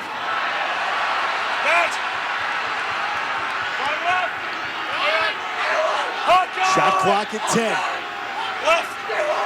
Krause, Conrad, shoots and scores! They'll wave it off. Virginia was in the crease, but the player was pushed in the crease. Moore was pushed in the crease before the shot, so it's going to belong back to Virginia with a new shot clock. Let's bring in Don Zimmerman, a rules expert. Well, in this situation, even though the push was on the defensive team, whenever an offensive player steps in the crease, the referees blow the whistle immediately. Tough break for the Wahoos. Now, something Lars Tiffany told us yesterday when he was talking about his dad. He said when he would watch any game with his dad would always remark when a team had a big lead, how come they let off the gas? How come they let the other team back in? I have to imagine that's at the forefront of Lars's mind right now. 6-goal lead, 10 minutes to go. Maybe run some clock. I don't see Virginia playing that conservatively. Lars Tiffany's dad, Brad, who passed away in January, an ex-Marine in the 50s, served in Korea on the USS Saipan. Used to load bombs onto the planes. Now Krause, left hand free. Shot was saved by Starr. That was the 40th shot of the game by Virginia. And again, still with a 6-goal lead, relentless on the ride. Looking for Hines. Greco pops it in the air. Now into his cross. And back to Rode. Those are killers if you're a Yale fan. Connors. 28 and White as a long pole has 13 career goals. Virginia has had the aura of a team of destiny. Wild comebacks against Syracuse and Brown. And North Carolina in the ACC tournament against Notre Dame. In the quarterfinals, they were down by 5 with less than 6 minutes to play against Maryland. Ball hits a crossbar. Ruled a goal. That tied the game. They win in overtime. But they put themselves in a spot to capitalize on those breaks. Then against Duke, the Blue Devils had the ball with 85 seconds to go. They turn it over. Krause's shot saved by Starr. Virginia trailed Duke by 2 goals with less than a minute to go, but won in double overtime. Dangerous pass, Greco all over Mooney. They come up on 8 minutes to go. Kotler stings the top shelf. It's 12-7.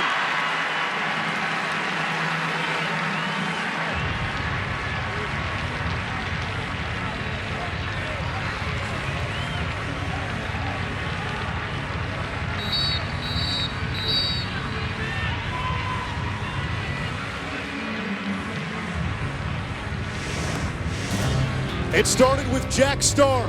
He's made a couple of big saves here in the fourth quarter. Off the grill. Jackson Morrill, his first point, finding Kotler. Yale down 5 and even 8 minutes left.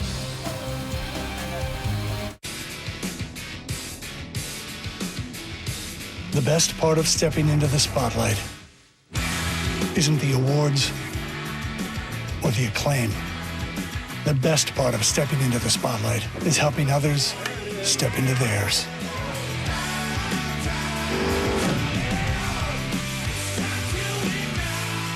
During the Ram Memorial Day sales event, get $4,550 in total values on the 2021 Ram 1500. Gatorade Zero. All the electrolytes, zero sugar.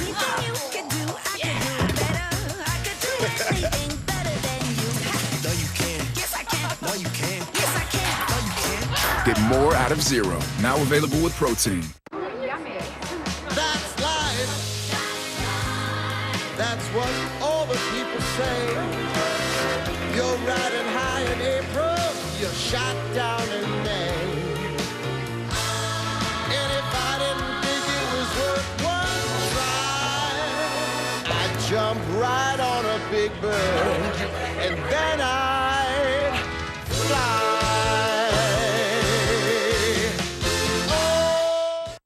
Hello. I'm the new guy. Tell me about this epic stuffed crust pizza. It's made with fresh, never frozen dough, hand stuffed with cheese. Good job. All right, you called me. It is me. No, I knew it was you. Let me hear you say epic stuffed crust. Epic stuffed crust! 2021, Sox are coming. 2 words, Aaron Judge. This is our division. Red Sox are life. Love me, you. Love me, you. Roll call, really? We don't like the Red Sox. We don't like the Yankees. We love this rivalry. Give us. Give us. Give us. Give us. Give us. Give us the rivalry. Go Sox! Let's go, Bombers. That's what it's all about. 2 great teams, Red Sox, Yankees. On Sunday Night Baseball. Sunday at 7 on ESPN. When you look at this, though, Anish, this Yale team has not had to come from behind too often. They've made games interesting, having big leads. So this is uncharted territory for this team. Let's see if T.D. Erlin can bring Yale back. He wins the faceoff. Yale has won 11 of 12 draws in this second half. Paul Carcaterra down on the field. Quint Keshnick upstairs. This is your 25th championship game that you're calling to. Still look the same.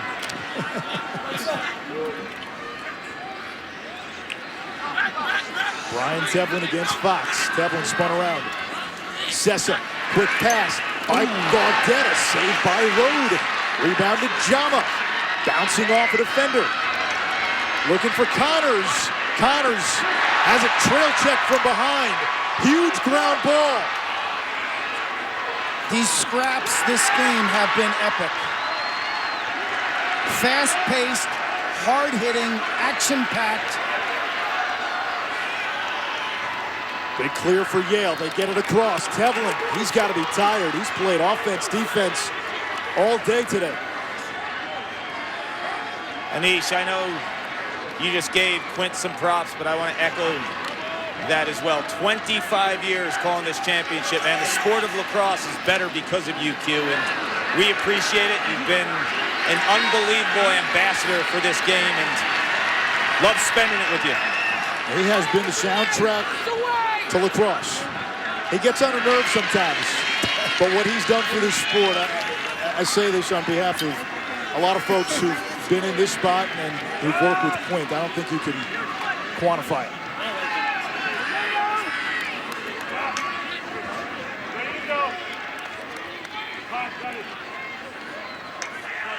Six minutes to go.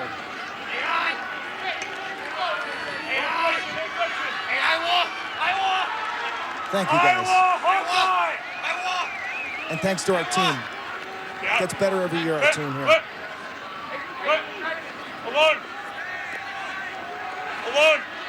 Virginia less than 6 minutes from a championship. Kraus maneuvering around the crease.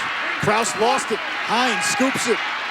The Cavs need to make like one more play and they win this thing. Okay? You're putting yourself in peril if you don't accelerate through the finish line. That helps because Yale's in a situation where every possession has to be maximized. And the clock is the friend now for Virginia. And if you're Andy Shea of Yale, 10-man ride, press up, you're going to have to start to press out defensively. Morrill riding Sosted. That's a shot. It's coming on goal. It bounces over the goal, but that's going to be a shot. Wow. A shot. I think that's what Virginia's complaint is. We've seen that multiple times this year. That's ruled a shot. Instead, it's Yale ball. And on a shot that goes out of bounds, if you're closest to the ball, that's the team that gets possession. We're still ajar for the Bulldogs of Yale. 5 minutes to go in regulation. Morrill. Net hard by Fox. Morrill stays on his feet.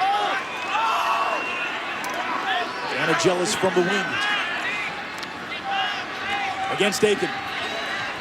Gaudette didn't have much of an angle. Randall has the backup. 4:42 to go. You see Coach Tiffany upset. That would be a historical retribution for a Bucknell Virginia playoff game earlier in this decade. Randall against Greco. Randall shoots and scores. Yale to within 4. And now the faceoff gets magnified with T.D. Erlin. He owned the fourth quarter in the semifinal win against Penn State. Well, it was all about an opportunity that Coach Tiffany was not thrilled about. Was this a shot? Clearly, Virginia's closer to the ball when it goes out of bounds, but the referees call it a pass, not a shot. Tiffany livid on the other end.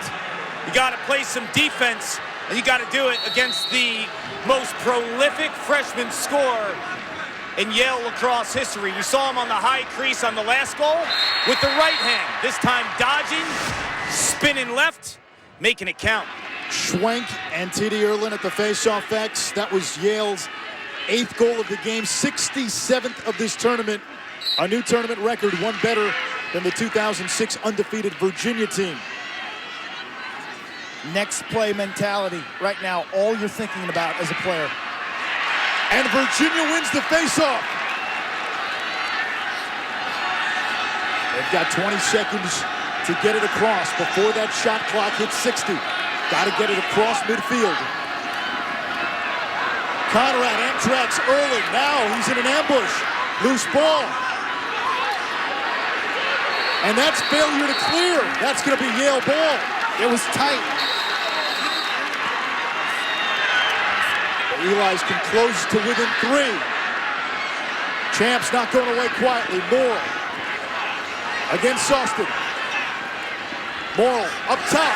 Good look. Time. Save Road. He's been nothing short of sensational this weekend. That may have been the one play they needed. That earns them now 80 seconds. Beautiful offside bouncer. The lefty, left side of your screen. Watch how he moves his feet from pipe to pipe. Getting good body rotation behind this. Look at that. That's just textbook. Alex There is Rowe. a flag on the field. Did he get a pep talk from Tillman Johnson before championship weekend? Another flag coming on Yale, and Virginia will have an extra man advantage, maybe 2.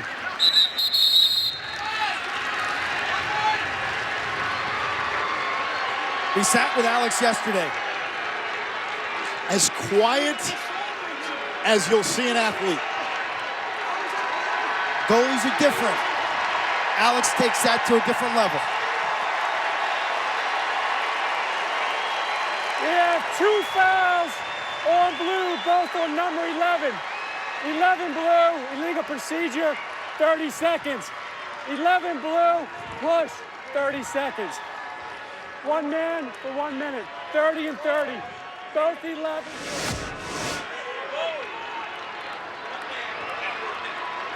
Conrad, little headbutt action there. That's actually a slight break for Yale. They're not losing 2. So Virginia will have a one-man advantage essentially for a minute. Consecutive 30-second fouls served by Okin. Virginia will spread the half field. Yale, I would expect to press out. They do. Connors over to Laviano, who brings it in. Virginia playing keep away. They have the extra man. Starr remains in goal. If you're Virginia right now, even a shot clock violation, I think that's got more value than going back to the faceoff X, because that's what Yale wants. A faceoff with Erlin gives you a chance. A 4-goal Virginia lead. 25 seconds on the extra man. There's 40 seconds plus on the shot clock. Aiken, bothered by Weitzel. Yale's got to be careful. You don't want to pick up another flag. Eli's, though, come away with the ball. A turnover. Yale still a man down. Brandout. His pass intercepted by Conrad. Who else? Feeding Laviano. Less than 2 minutes to go. Now more. It was Conrad after the loss to High Point that sat his team down to a captain's meeting. I said, what'd you change, Ryan? He goes, we changed nothing. We're okay. He told us they knew this team was good all along. They just had to believe it. And following that High Point loss, 3 straight overtime wins. Nothing cardiac for the Cavs today, as Lars Tiffany will call a timeout.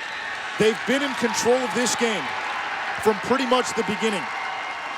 They led 6-2 at the half. When Yale answered with 2 quick ones in the third, Virginia responded with a 5-0 run. How good has Ryan Conrad been down the stretch for Virginia? On and off the field, senior class award winner nationally with the steal, the ground ball wins, face-off play, goal scoring. He's got a ton of assists this season as well, and then leadership. You spend time with him, you know he's got a bright future ahead in whatever he decides to do. But he, in my eyes, is the old school two-way midfielder 2.0. Kark, a couple of years ago, you and I were down in Charlottesville. We had breakfast with Lars Tiffany, and we walked away from that conversation thinking, this Virginia program, which has been a Leviathan in the past, is about to be one again. And we even remarked then, you can just see maybe a few of the scales peeking out from the water. And then the head peeks out. Right now, the sea monster is out of the water and for everybody to see. It is. And you look at the potential of this program. It's one of those few schools that, from a recruiting standpoint, you're in the conversation with any player nationally. Now, Dom Starsia left the cupboard pretty full.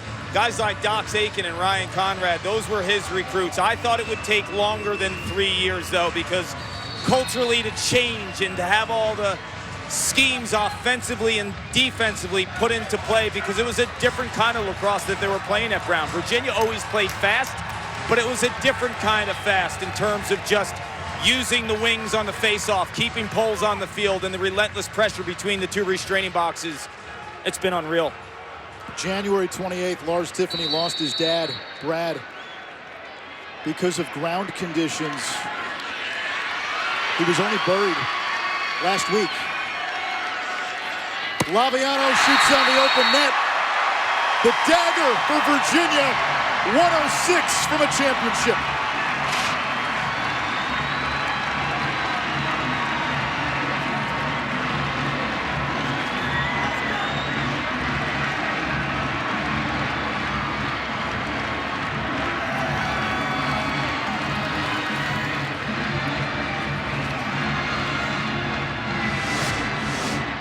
How about this degree of difficulty?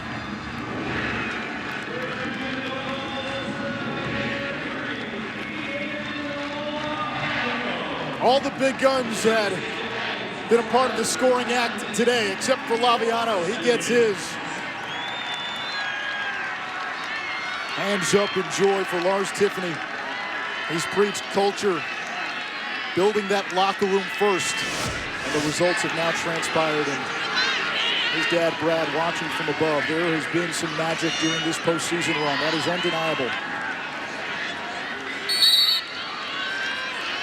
They've come back all season. But the message that Lars shared with us yesterday was something his dad told him when he was little. Swing first. Virginia did that today. They played from ahead.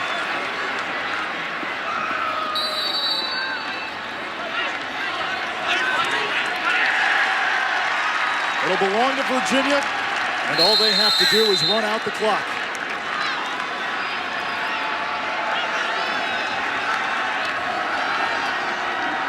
In a season that's been wild and unpredictable,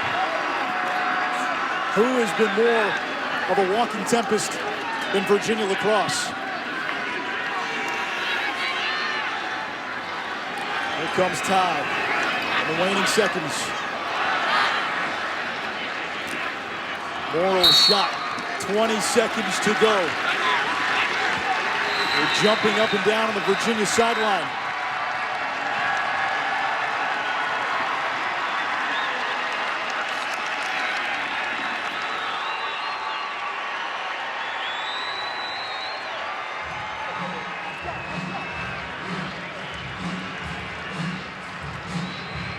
Our Capital One player of the game, sophomore goalie Alex Rode.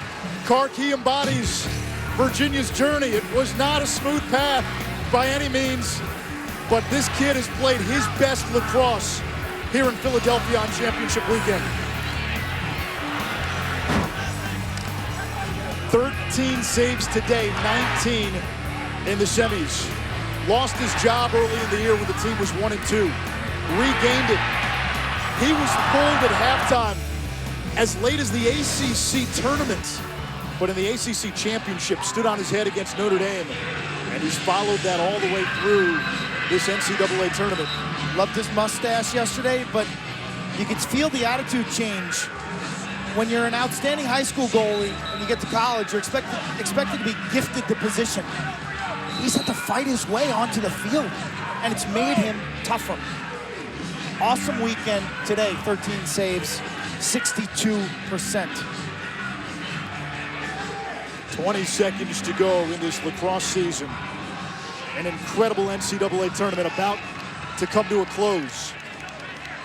Rhodes' day is done. Patrick Birkinshaw now in goal for Virginia. Final seconds continue to tick away.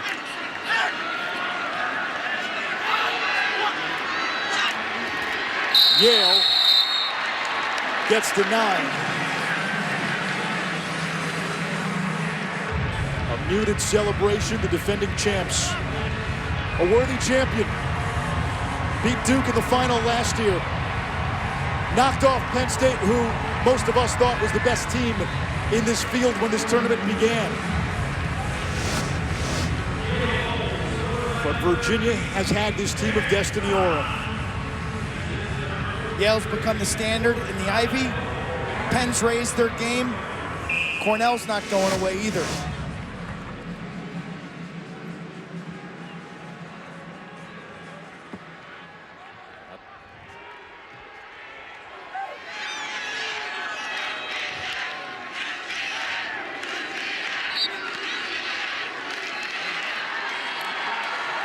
Schwenk wins the faceoff. Time expires. A team of destiny indeed.